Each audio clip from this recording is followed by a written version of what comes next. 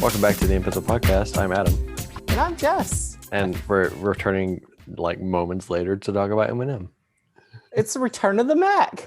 It is. Wait, Uh, yeah, so on our last podcast, we talked about a lot of random stuff. As we said, we're not recording for like a month and a half. Yeah. So we're recording all we can. We're getting it all in tonight. It's an all you can record buffet. And so what we wanted to come back to is there's some other stuff going on that is going on in the world today, which is probably not even the biggest thing going on when this episode actually airs.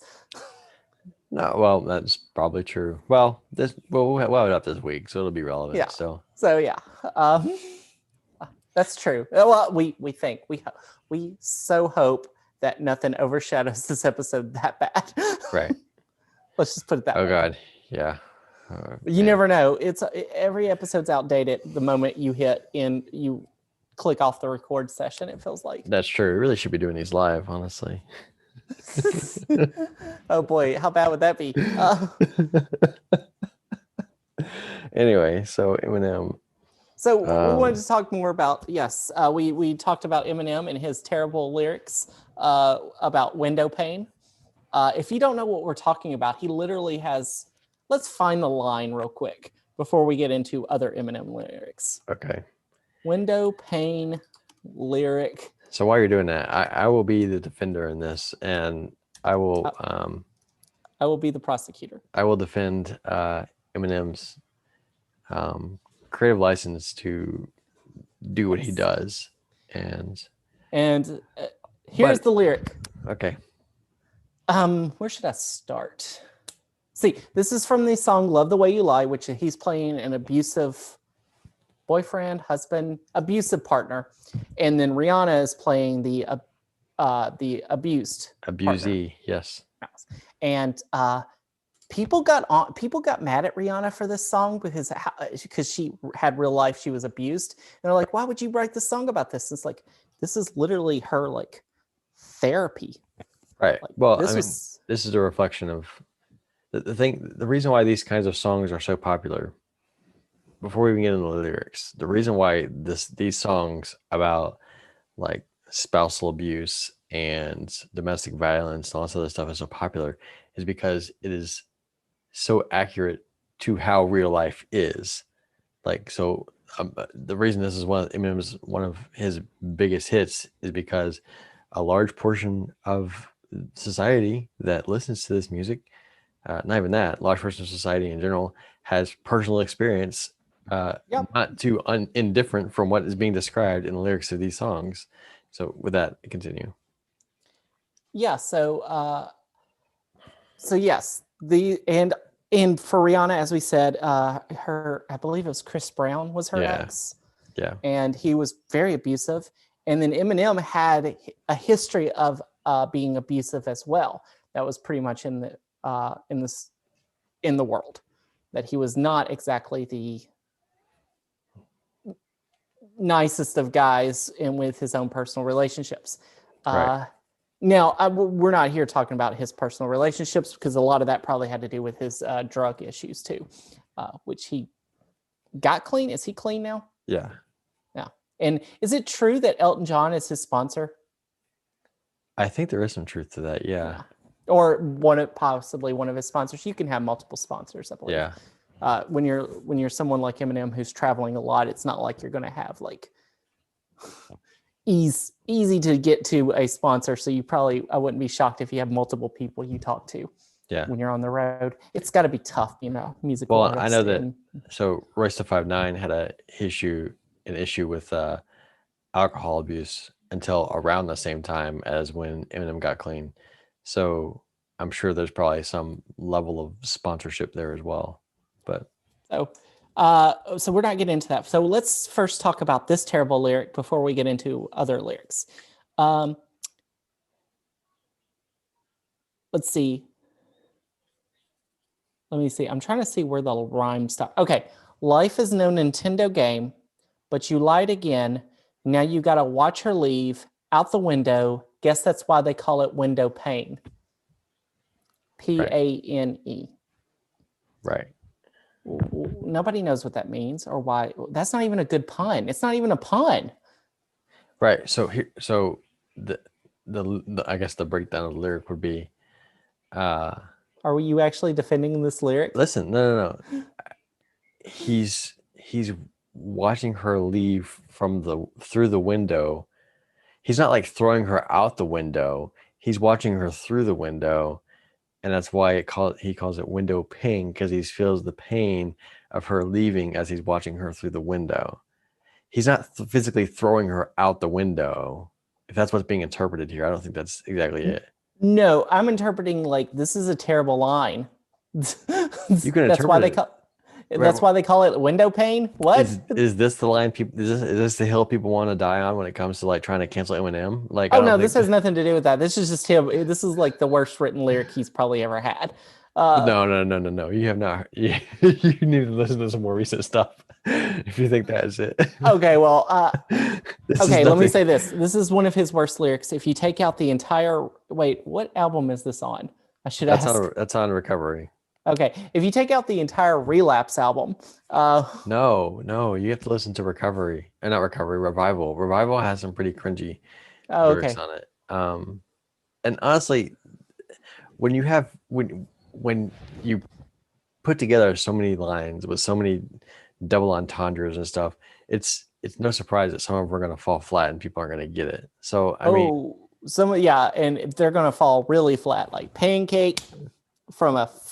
It's like the Way I Am music video. If he didn't land on like, if he actually landed on concrete, how flat it lands. So what are people trying to cancel him for, though? That's what I'm curious about. So we're talking about cancel culture a little bit today, and we're going to go on a few things. We're going to talk about Eminem first. Yeah. But I don't know all the stuff. I will say, here's the thing. We both liked Eminem when we were kids, young angsty kids. Like the same reason I liked Matchbox 20 when I was a young angsty kid, because they were angsty as well. And like most people, you grow out of that phase, including Matchbox 20, who writes love songs. Well, actually, I don't even think they do music anymore. I still like Eminem. I still listen to every album. So the problem with Eminem, it was really angsty, and obviously you can get into history of why anybody writes the way they write and what they do. But a lot of his lyrics were bad. I mean, like they were really, really terrible towards the LGBT community, terrible toward women, terrible toward people with disabilities. He made jokes about Christopher Reeves. He made a joke about Christopher Reeves. And then after Christopher Reeves died, he continued to make jokes about Christopher Reeves. That is true. He did do that. That, I believe, was on the Relapse album. No. Yes. Yeah. Well, from Encore to Relapse, yeah. Yeah. When I heard that song and I was like, oh, he's done. He can't, not that he's done, he's going to get canceled or whatever. It's like, he doesn't have any good material. And I will give him credit. Some of this probably because he was in serious addiction at the time, I believe is the truth, right? Well, no, when it comes to Relapse, he was effectively, so how it kind of all unfolded was that after Encore, he fell into like deep depression and drug addiction, all that other stuff. And then like he overdosed on like Tylenol or something and some pills. And then he wound up going to rehab and, getting clean or whatever. And then he was so out of it from all the drugs that he was on that he basically forgot how to rap. So Relapse was him relearning how to rap. This is why he's using so many. The only song on there that he doesn't use that heavy like accent is "Beautiful," which he recorded while he was on the drugs. The rest of them are all post-drug Eminem relearning how to rap. So everything, and there's some great songs. Like not great, like probably content-wise, he would probably take issue with them. Like, but there are some like classic Eminem songs on Relapse, like "Not We Made You." God, that song is freaking terrible. But the only song that 50 Cent has ever won a Grammy for is "Crack the Bottle" with Dr. Dre and Eminem on that album. I'm getting an ad for Discovery. But Not for cat food though. No. There's shoot, I can't remember the names of the songs in that one. Same song and dance, which he talks about Mariah Carey on, which he talks about. Anyway, there's a lot of good Eminem material on Relapse, but most people considered it to be his worst album when it came out. Until Revival came out. I don't even know Revival. I'll be honest with you. I stopped listening to. I mean, Recovery. I listened to a little bit of Recovery because Recovery was him like coming back. Yeah, but Recovery is great. Recovery is far underappreciated. I'm trying to remember. Is Recovery got Not Afraid on it? Was that like that was the first single? Not Afraid. What else is on there? Going Through Changes. The song he did with Pink is on there. One of the songs he did with Pink. He's done like 4 with him, but oh shoot, what were the other ones? We should look this up. But anyway, we're not. This is not a discussion of Eminem's discography. Right. This is a discussion of he has had a lot of. I mean, granted, this was like 20 years ago. Some of these, others more recent. He did a song? Was it about who was it about? Tyler the Creator, or was it about someone else? The recently? The recently where he used the gay slur. He said that Tyler the Creator worshipped D12's balls. That's why he calls himself a FA. But when he released the album, after he released it, he then went back and censored that word out on that album because he was apologetic towards Tyler the Creator. Yeah, but I mean, and you could say, oh, he figured it out, but I'm like, it's hard to say, like, did he do it because he was apologetic or did he do it because he got called out for it? Well, and he realized, oops. If you listen to his more recent material, like the Music to Be Murdered By or Music to Be Murdered By Side B, there's not much, if any, in the way of like gay slurs that way. Like they're used, like if you compare like Marshall Mathers LP to Music to Be Murdered By, there's a huge distinction between Marshall Mathers LP had all this like criminal for, what I'm talking about anyway. And then Music to Be Murdered By still has like a lot of like racy lyrics, but I mean, not racy, nothing that would be, or that may be taken against like the LGBT community or anything like that. So, and we get, and we're not saying like, people when they're younger, I think all of us in some ways have said a lot of things we regret saying. That's not the problem that I necessarily have because people grow up. The problem is when you continue to do it 20 years later and you do use a gay slur, which you should know before you do it, not to do it. Like it's been 20 years since the Marshall Mathers LP, which is considered like his pinnacle. And it's a very, like, it is terrible of how he talks about raping his mom in it, which I know you can get to, like that whole situation with his mom has, I guess, been resolved now. Yeah, of course. Do you want to talk about it? Because I can talk about it. We will get to it. All right. But just you got to think like the things he was saying in like 99, 2000, that had serious consequences because that was getting a whole generation of kids to say it's funny, it's fun to make fun of and bully gay people. And they did, like, and you can probably put it back to it. They heard people say it's okay to do this and it was considered common and they did it. And people, like the danger it put and the amount of destruction from those lyrics is something we can't just deny happened. That yes,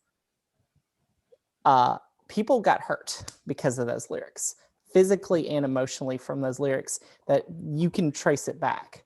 And we say like, oh, you should just get over it. No, there are actual consequences. And if anything 2020 has showed us, there are literal consequences when people in power who are listened to say things, it bleeds down into it to the point where you have little kids in Idaho today burning masks because masks are bad. Idaho, which has like one of the highest rates of COVID infection in the country right now. I mean, so you see like that type. Yeah. Huh? Yeah.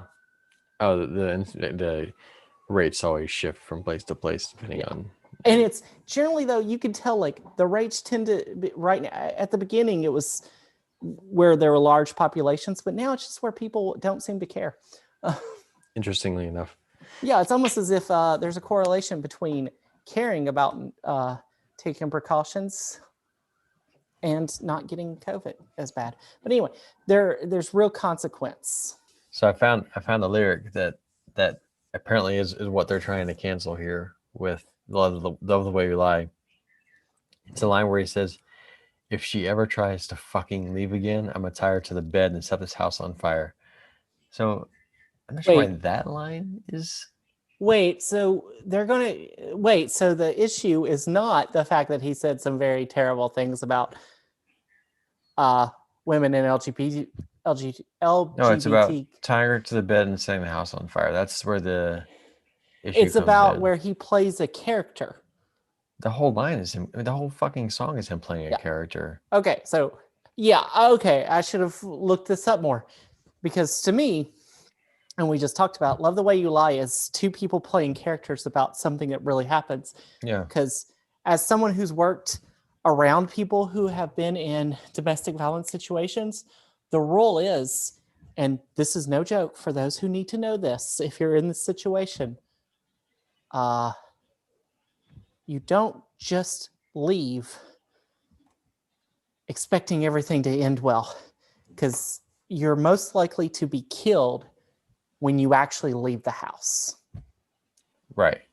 And that's a real thing. So he's just pointing out like what a person would get to that point where it's very dangerous to leave.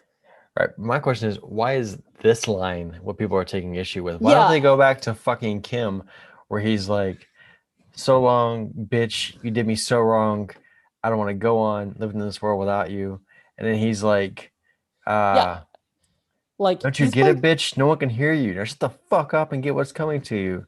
You were supposed to love me. Bleed, bitch, bleed. Bleed." Why are people not taking issue with Kim or Kill You or Criminal or any of these other Con Everybody or As the World Turns, where he literally ties remember As the World Turns, where he literally like ties the chick to the fucking bed? There's some that's really bad. Or where he said, "I'll take 7 kids from Columbine, put them all in line." Da, da, da, da, da. Yeah, it's so bad it literally got edited. The unedited version is edited. Yeah.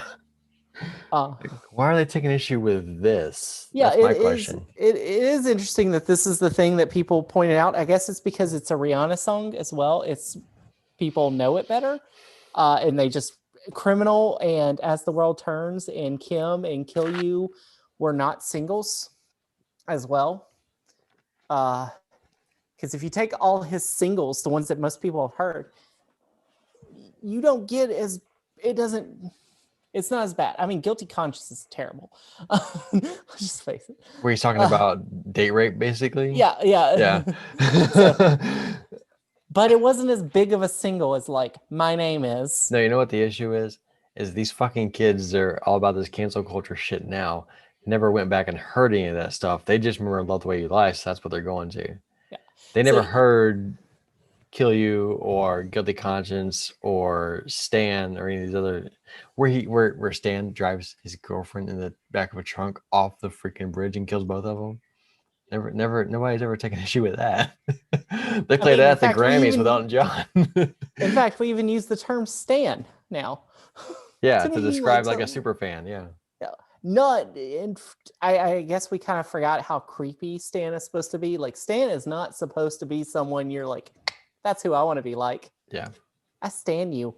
Yeah. Are you going to do what now? If I don't respond to your letters, are you going to go kill your pregnant girlfriend? Yeah. And dye your hair blonde? Right.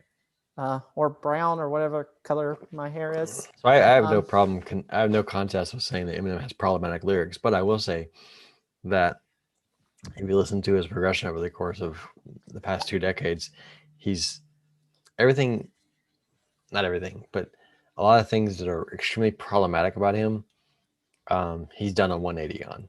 So his relationship with his mother, So he won't play if you watch any of his recent concerts from like the past 10 years probably. He doesn't play Cleaning Out My Closet at all. He doesn't play that song because he's reconciled with his mother and everything.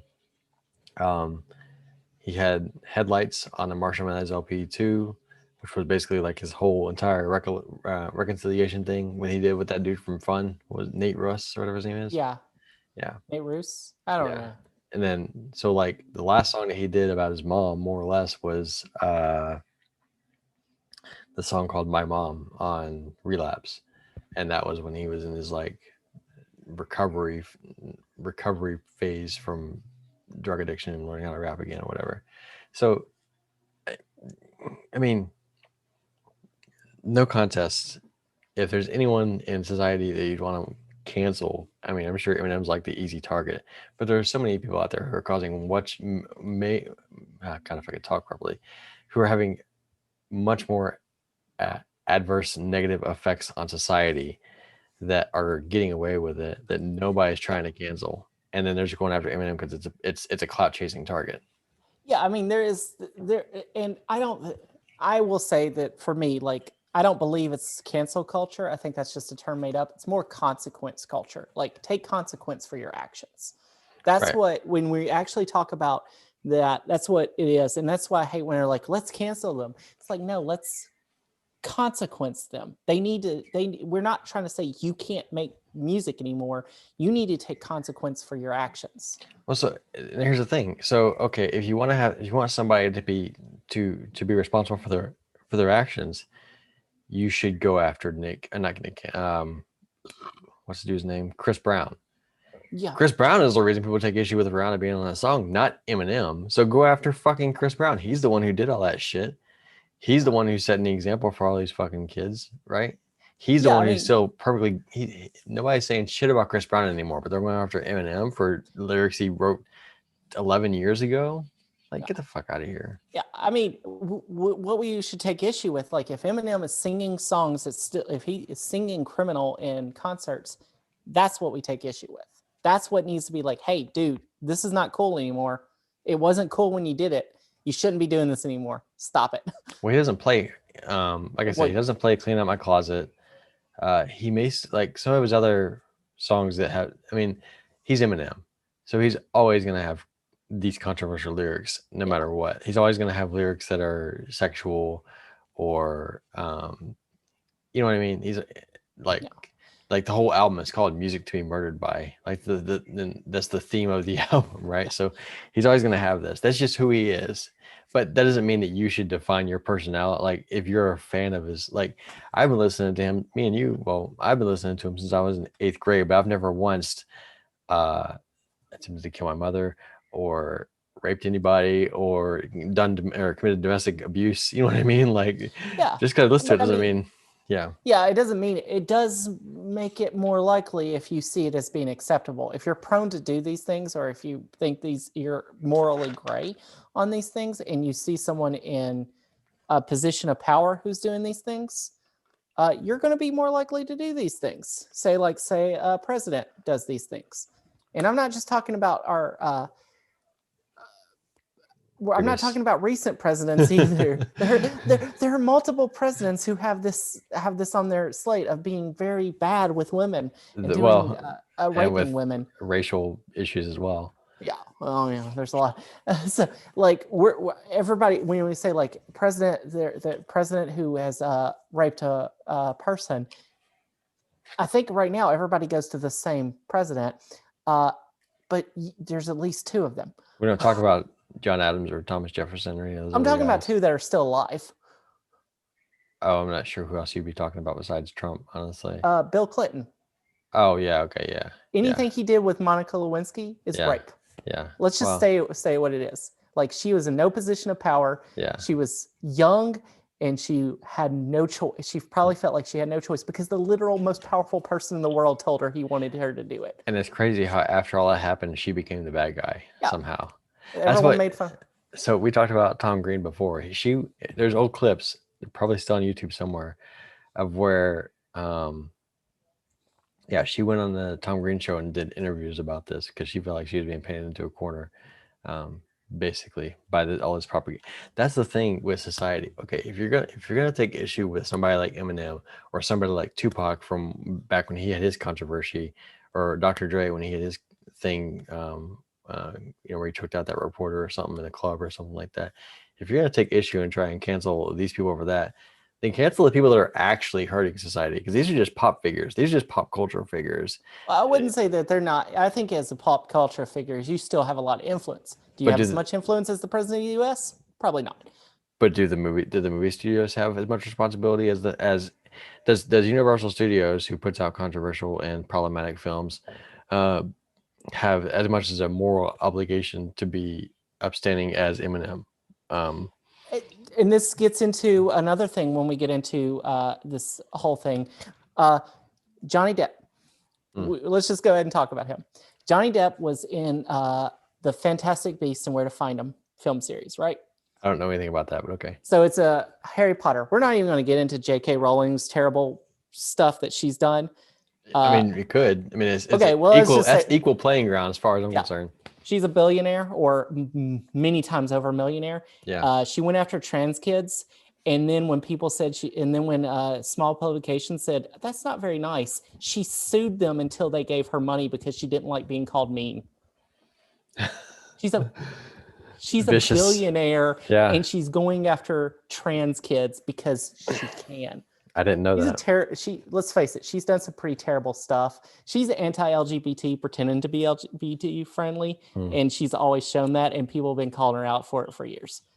I did not know that at all. Oh yeah, people have been calling her transphobic since 2017, 2016, and she's like, no gay characters, but Dumbledore's gay. Afterwards, he's suddenly gay. And that's a way of saying like, oh yeah, it's like saying some of my best friends are black. Right. It's almost the same thing. So I'm not racist, she is very anti-LGBT, very much. She's just this old, rich, white woman who, with a lot of power, and she will try to destroy anybody who gets in her way. Let's face it. I didn't know that about her. Oh, you can look this stuff up where she has sued small publications because they said she was mean, basically. Wow. She's a billionaire. So how is that any better or worse than Eminem saying he's gonna set the house on fire and love the way you lie? Oh, it's much worse because he was playing. He was a character. That was obviously a character. This is her actual personality. Yeah. But let's go. I wasn't gonna go on a J.K. Rowling rant, but let's go. Johnny Depp. Johnny Depp was in the Fantastic Beasts and Where to Find Them movie series where he was playing the big baddie, Grindelwald. Because of the domestic violence issues between him and Amber Heard, he got fired by Warner Brothers from that series. But here's the thing. He got fired from Warner Brothers after a lot of evidence was pointed out that Amber Heard did most of the abuse. And she was in Aquaman, also a Warner Brothers property, and did not get fired from it. Right. There are some rumors that she recently did get fired from the series. Unconfirmed. His is actually confirmed that he was fired from it. Right. So they got rid of him when all the evidence pointed that he was the victim. That reminds me of like the Kevin Spacey thing where he got fired from House of Cards for, I don't remember what he was doing. It was something either rapey or child molesty or something of that nature. I think it was both. But I'm not saying Johnny Depp is not problematic, but all the evidence that's come out since everybody said he was a rapist or he was domestic violence or has shown that he was actually probably the victim most of the time. And as you're looking that up, let's look in the science field. I mean, when you think of a famous scientist, everybody still looks up Neil deGrasse Tyson. He never got canceled. Right. And this is the thing. Cancel culture, nobody actually gets canceled in cancel culture. Nobody even gets consequenced. Right. They still get famous. You can rape all the students you want and you still are considered a famous person. Yeah. Well, it's just so Kevin Spacey and Charlie Sheen are two people that I can think of that had a lot of like misconduct and lawsuits and everything. So he allegedly groped. This is Spacey groped and behaved in an inappropriate way with young men. Yeah. Okay. So, anyway, and then Charlie Sheen was like infamous for being like a whoremonger or whatever. I'm not sure what all he did, but he I got don't know. He got HIV from it. But those people, neither one of those guys will ever be in another movie again. But I just think that, like, okay, so if you're gonna attempt to like try and like rally people to cancel something, don't target Eminem, who you already know what the status quo is for Eminem. Like, you know what he's gonna say. So I think call him out for the stuff he did that was bad, but also pay attention to the stuff that he's doing. That I always thought "Love the Way You Lie" was a great PSA. Almost. Yeah, kind of. Yeah. Felt like that's what it was. It was a cathartic, therapeutic PSA. Yeah, that whole album was honestly, I would say that was probably his most mature album to now, like, or his most like honest, like between then and now. Like, so there was Recovery, then there was Marshall Mathers LP2, and then there was Revival, and then there was Music to Be Murdered By, and then Music to Be Murdered By Side B. Those albums after Recovery all focused a lot more on technical rapping and not so much on like personal content. I mean, there was personal content in there, like Headlights and Stepdad. Those are all like personal songs. We'll get to that in just a second.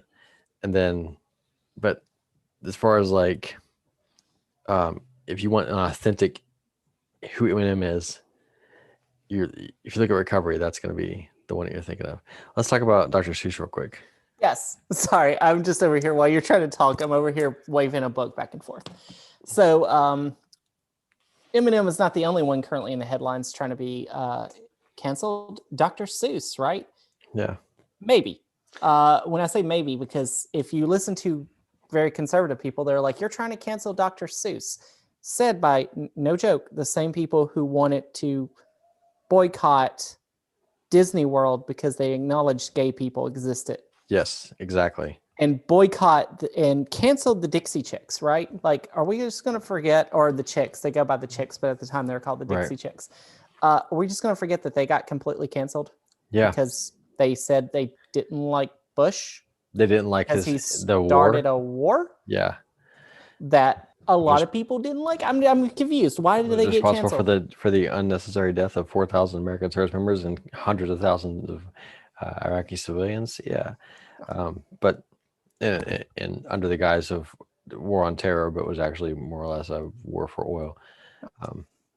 That every president since has kind of continued. Yes, it's amazing how it's amazing how this is just never. Anyway, so yeah, they all presidents are a little bit evil. How dare them? How dare them speak out and use their freedom of speech to voice their opinion against their listener base. First Amendment only applies to things we agree with, apparently. Exactly. So, in the news is Dr. Seuss. What the news actually is, the estate of Dr. Seuss. I don't actually know what the name of the Dr. Seuss estate. Maybe it's just the estate of Dr. Seuss.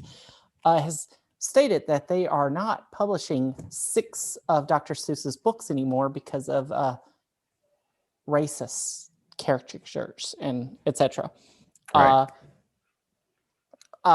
We like to bring this up because we can talk about this today, because if you go back, we're going back in time to podcast episode. I don't actually know which episode it was. It was the Jars of Clay episode. We did an episode about the band Jars of Clay called Fade to Gray. An appreciation of Jars of Clay. Yes. And if you go to minute 13, it depends on your device, it'll be a different time. But in the I guess it'd be the 14th minute. So start at like 13 when we start discussing the album If I Left the Zoo. And you'll notice that we were a year ahead of our times. Because we talked about this I'd always wanted to get the album If I Ran the Zoo because there was a similarity in the name of If I Left the Zoo by Jars of Clay and If I Ran the Zoo. Well, had a daughter, got the book for her, opened it up and read it, and got to like page 5 or 6 when I went, oh, this book is racist. And then did not read that part out loud. And then just kept going. It was a line in there and kept going. And then saw what is supposed to be people from Africa that, and no joke, I showed this picture to Adam. And I believe your exact words were, they look like, what did you say they look like? Monkeys. Yeah. We'll have to show a picture on the, maybe we'll try to get a picture, but I don't know. Are we recording this? Yeah. So they don't look like humans. These Africans they look like apes. Monkeys, yeah. Or monkeys. Which there's no way to say that is not racist. Right. Like straight up, if you look at the people who are white in this book, they look like humans. So it's not that Dr. Seuss didn't know how to draw humans. Right. He just didn't know how to draw people from Africa without making them not look like humans. So here's the thing with this. I just want to express this real quick. So the reason this is an issue is because the publisher just simply said, we're not going to publish these books anymore because they have racial undertones, right? Or there are things about them, whichever book it is, that are specifically problematic. And they made a big deal about it. And then, so anytime something is, this is the problem with effectively banning something or announcing this is effectively a ban, right? I mean, it's not like an official, like the government isn't coming out and saying you can't read this anymore, but by publisher specifically making an issue out of it, it has drawn attention to it in such a way now that everyone is looking at it. And not only that, it's created by creating an artificial void in the market and then advertising that there's an artificial void in the market. You are inflating the value of that thing. So now people want to get their hands on it. So now you've created a want and a need where if the publisher had just not published it anymore and it just kind of faded out of existence, there would be no want or a need. People would have never even thought twice about this book in 15 years from now. You know what I mean? Nobody would have given a shit about this book. Yeah, and I can tell you, I literally have been looking for this book for almost 20 years, trying to find it in stores. Never could find it in stores. I never ordered it online because, well, I wanted to find it in stores. It took me about 20 years to find this in stores, and I happened to have a daughter at the time, so I was like, I'm going to buy it for her. This was a year and a half ago. So it's not like it's a famous book. It's not like one of his more popular books. In fact, the 6 books that they decided to stop publishing, I didn't know any of them. Right. Outside of If I Ran the Zoo. But now you know all of them. Or at least you can get to them pretty quickly. You can get to the names of them pretty quickly. Yeah. Just remember, like Fox and Socks, not getting canceled. Though Fox and Socks, he's a jerk. If you've ever read Fox and Socks, that dude is a jerk. I haven't. That's just a side quest. Cat in the Hat, not canceled. Also a jerk. In fact, most of the famous characters on Dr. Seuss's characters are just jerks. Anyway, long story. Those aren't getting canceled. Those aren't getting stopped. Right. But yes, you are basically winning both sides, because what you're doing is you're saying, we're not going to publish these books anymore because they're racist. And so the side who's like, oh, people who are like, that's good. You're not doing that. You're taking care of this, so this racism does not get shown out in public anymore. Great, good for you. And the other side is like, how dare you cancel that? I'm going to go buy up all the copies and just buy a bunch of Dr. Seuss books, because I didn't hear that you said you're only not publishing 6. So I'm going to buy every Dr. Seuss book now, because I got to keep them for prosperity, or whatever that word is. Right. Whatever. I got to keep them for my great grandkids. Right. So you basically have made a bunch of money. Right. As that you said, Adam, you've made a bunch of money, and you have shown that you have morals. It's a win-win. Right. It's the same thing so Disney did the same thing with some of its like older movies. I don't remember which ones. Like Dumbo was one of them. I will say, like, Disney did a good thing with Song of the South. Disney never actually acknowledges Song of the South anymore. They didn't say we canceled Song of the South. They just don't acknowledge it. Right, but there are other movies that are on.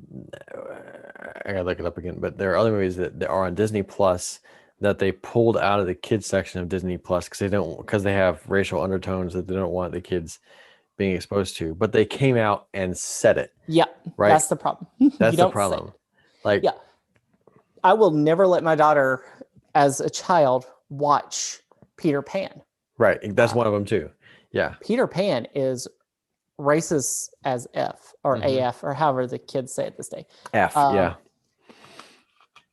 It literally, there's a literal song called talking about American Indians, I get, or Native American. I'm not sure how Native Americans are in Neverland. They never explain that, but why is the red man so red? Right. And he goes through a bunch of different ways why he is, and it's so terrible.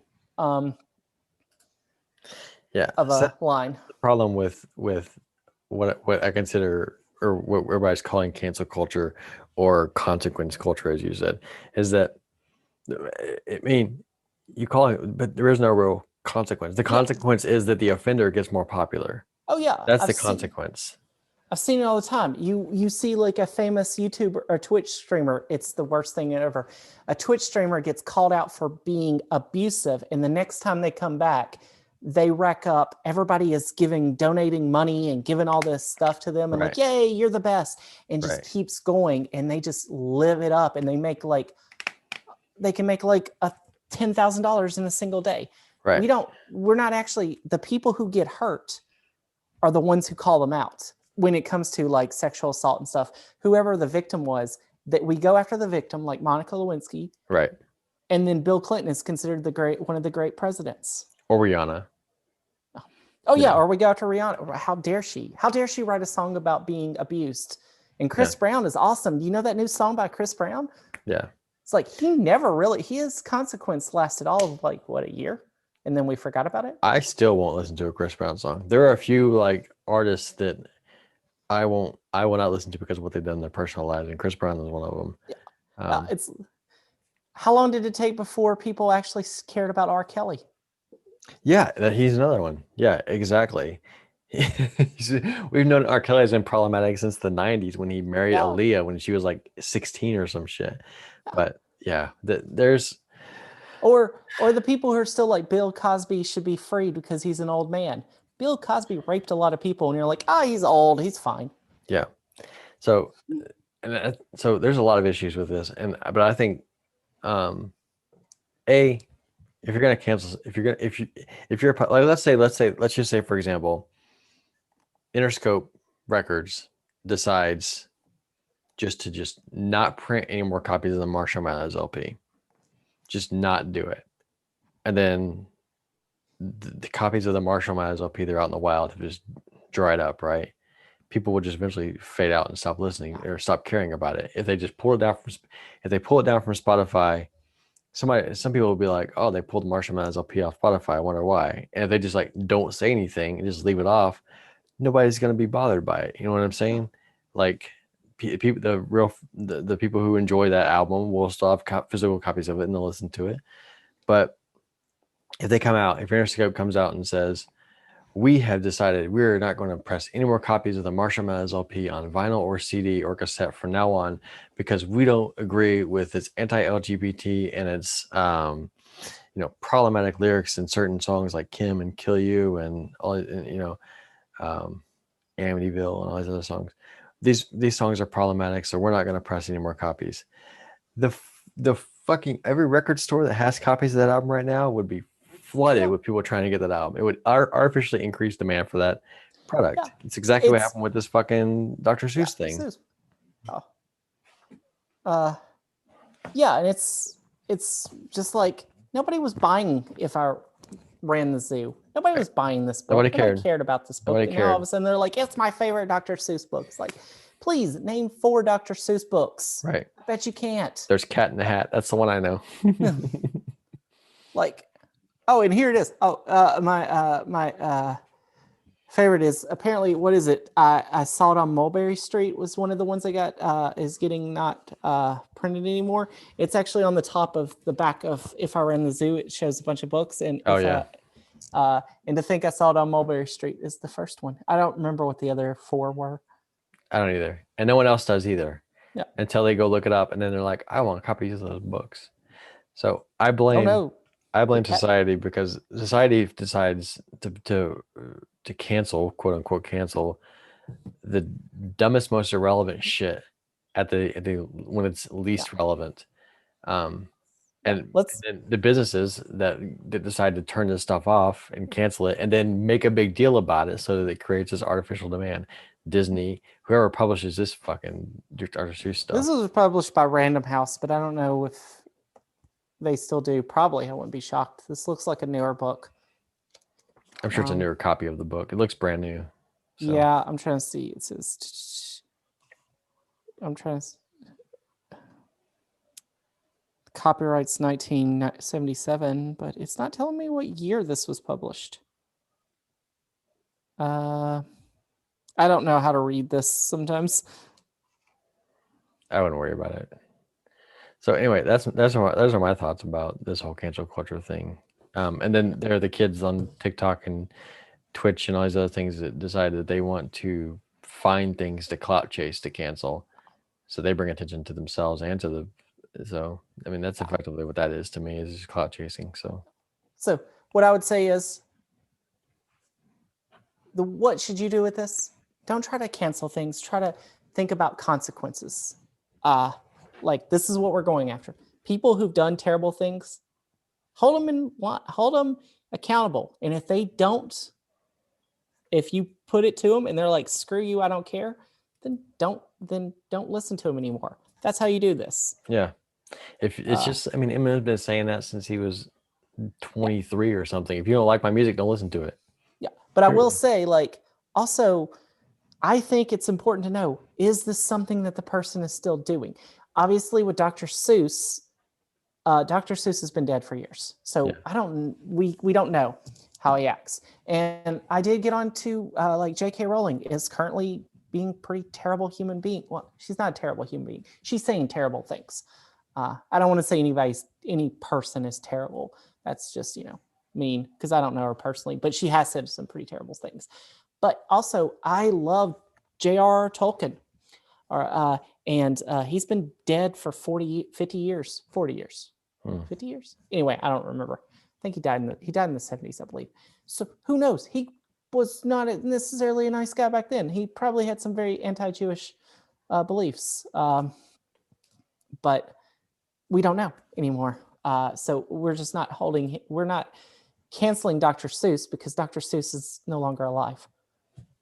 I think if we want to cancel things, if we're looking for things that are problematic in society, we should be canceling. We should be looking at, like, government and oil companies and large banks and other, like, really problematic businesses that cause life to be really terrible for society. Like when they canceled Parler, fine by me, cancel Parler, that's fine. But also cancel Amazon, because Amazon has terrible business practices and treats their employees like shit. But nobody's canceling Amazon. This is always my favorite thing when people are like Chick-fil-A, and obviously, as people probably realize on here, I'm very pro LGBT stuff. Happen to be LGBT, so that's why. Yes. If you haven't figured that out, but everybody's like, Chick-fil-A is bad, and we should never eat at Chick-fil-A again. Sent from iPhone, like Chick-fil-A. Right. The owner of Chick-fil-A is sending stuff to pro-heterosexual organizations. Yeah. Apple is literally doing slave labor. Right. And that's what fucking, you remember, what show was it? There was one of those award shows where Ricky Gervais was the host, and he basically called out, he was like, you people work for the worst companies on the planet, and you go up here and you clout chase and you walk around on your high horse, and they work for, they're on Apple TV Plus, and they're on Amazon Prime and all these other things. And yeah, they sign exclusive deals with Netflix and all this, and these companies are some of the worst companies, morally speaking, in the world. But we're doing this on an iMac. I have an iPhone right here. So we're not saying we're any better. We've literally had this conversation before. Nobody's morally superior. So, because cut the shit. That's all I'm So saying. just hold people accountable, but just know like you should. Yeah, you could tell people, like tell Amazon, hey, Jeff Bezos, you literally could you sneeze $1 million basically. You can give your employees a chance to go to the bathroom. But don't get on your high horse about like, I don't do this, I boycotted this because it's wrong, as I continue to do this other thing that's really wrong too. Bezos, Gates, Elon Musk, those three together could, if they wanted to, correct the entire trajectory of human society and make things a lot more livable for a majority of people on the planet if they wanted to. But they don't. So hold them accountable for that and stop whining about Miranda being on an Eminem song or Dr. Seuss. I mean, yeah. Those are these things are problematic. Dr. Seuss is problematic. Eminem is problematic. But there's a scale here. It's true. It is call out If I Ran the Zoo. Yes, call this out. This is a terrible book. You should not buy it. I made the mistake. I didn't know before I did it. Now you know. That means don't buy it. But also, don't buy it. Call it out for what it is. But also, which I may actually post more about If I Ran the Zoo. I've been thinking about that. If I should post more about this, maybe on my personal account and not on my on in.pencil, because I don't want us to get it looks like we're chasing clout if I talk about it. Right. Yeah. Personally, I'm not getting followers on my Facebook account from this. Yeah. But I try on our YouTube. I try to do things that I like. Right. And also act like an idiot, like I don't know things. I try to keep it very much where I'm not chasing after something like saying the controversial things. It's a lighthearted conversation we're having over there on YouTube. Yeah, YouTube is a little bit more lighthearted because you can really I think quicker on YouTube than on podcasts. You can get into a very, very disgusting part of YouTube where you're suddenly like one of those anti-everythingers. Yeah. And then you're making billions or making millions of dollars by doing things that are just disgusting. Yeah. Like going to suicide forests in Japan. Yeah. Or which I've been to those before. I've been to that area at the base of Mount Fuji. Yeah. Or I don't know, going up to somebody and pretending to rob them for a prank. And then getting shot in the face because of it. Yeah. Or shooting your partner for a prank video and then their partner ends up dying from it. That happened. Yeah. And neither of those that we just talked about neither of them were murders. One was accidental and one was self-defense. Right. Because they weren't, because the YouTubers took it too far. We tried not to. We're just recording video games and music. Yeah. Which we can get down that road very fast, even in video games and music, but we try not to. We try to talk about things we like. Yeah. Which is mostly Blink-182 and Legend of Zelda right now. That's true. Hey. So let's wrap up real quick and let's talk about let's come to a conclusion on cancel culture. Is cancel culture or what do you call it? I think cancel culture is a terrible term for it. I think it's a terrible thing. Consequence culture. Hold people accountable for the mistakes they are making. But that is not what is actually happening with cancel culture. That's the thing. It is happening sometimes, but it gets overclouded by a lot of people who just, as you said, jump on and just want to be a part of it. But holding people accountable for the mistakes they are making is important. I think it's also important to, if they sincerely apologize and change their behavior, welcoming them back in. Yeah. And welcome them back in with just not fully back in until they've shown that they're not just making this up. But yes, welcoming them back in slowly is okay. Or it's okay perfectly to say, I'm sorry, you're the type of person I'm done with. I don't care how much you change. I can't deal with that anymore, because you got to know your own mental health. Yep. So that's what I say. Consequence culture, yes, cancel culture pretty much, to me, I don't know if you'd agree, is basically just clout chasing on the bandwagon of having something to complain about, more or less. That's kind of how I view it. So yeah. And any last words about that before we get into our next thing here? No, I think that's pretty much it. Yeah, like I think we're both in agreement. Like, yeah, the cancel culture is kind of the culture around we try to say this is wrong and we want to hold it accountable, and then a bunch of people jump on board. Yeah. A lot of times not having a clue what they're talking about, which is unfortunate because it means real things that need to be discussed. Like, as I said, if I ran the zoo is racist, get overshadowed by you're trying to cancel Dr. Seuss and all his good books. And it's like, we don't need Dr. Seuss. It's okay. You don't read. First of all, Karen, I want to call you Karen.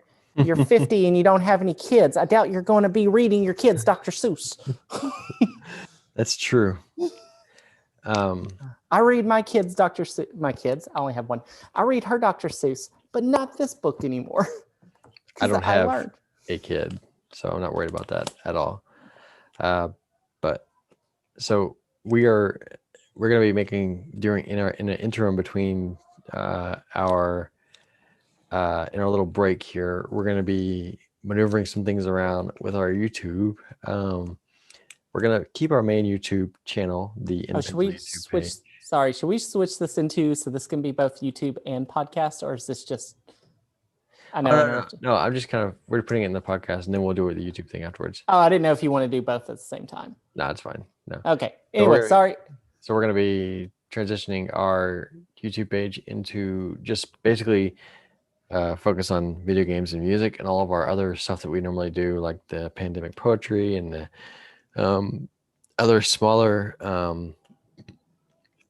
equally popular videos, but the other smaller videos that are basically just one of us will move over to our more personal YouTube pages, which are linked on our main YouTube page. So and we'll subscribe to all of them. Yeah.